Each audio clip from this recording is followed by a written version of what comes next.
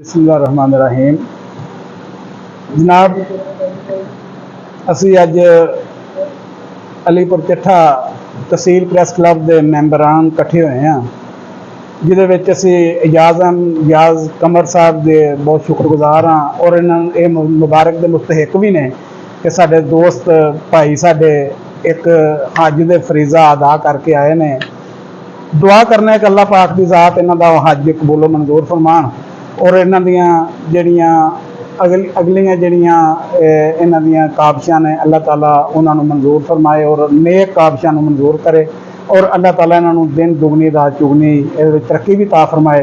और अल्लाह पाक की ज़ात अगे इन्हां दी उम्र दराजी की भी दुआ करने हैं कि अल्लाह ताला इन्हां दी उम्र भी दराज फरमान, इन्हां दा साया इन्हां दे बच्चियां ते हमेशा सलामत रखन और साडे भाइयां ते भी छोटियां वड्डियां भाइयां ते भी इन्हां दा साया साडे सलामत रहे। और इंशाअल्लाह ये भी दुआ करने के असीं जिन्ने भी भाई हैं अल्लाह ताला सानू भी इस फरीजे तो अल्लाह ताला मुस्तहिक फरमाए और अल्लाह ताला सानू भी नसीब फरमाए कि असीं भी इस सफ़र में कर सकीए। मजीद असी प्रैस क्लब के साथियों अगे रिक्वेस्ट करने जितने भी साडे असीं किसी नूं मुखालफ अपना नहीं समझते, सारे साफी भाई ने दोस्त ने अहबाब ने, लेकिन चलो ज़हन ज़मीर अपना अपना इंसान का हुंदा है।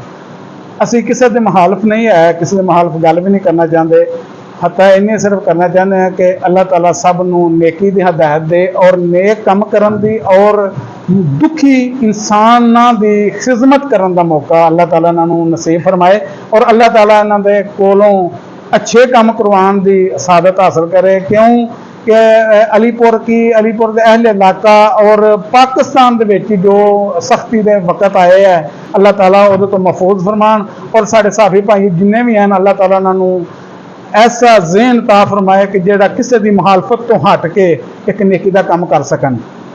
माशाअल्लाह, बहुत शुक्रिया जी। अल्लाह ताला तमाम साथियों नूं इज़्ज़त दे और इज़्ज़त बख्शे। अल्लाह।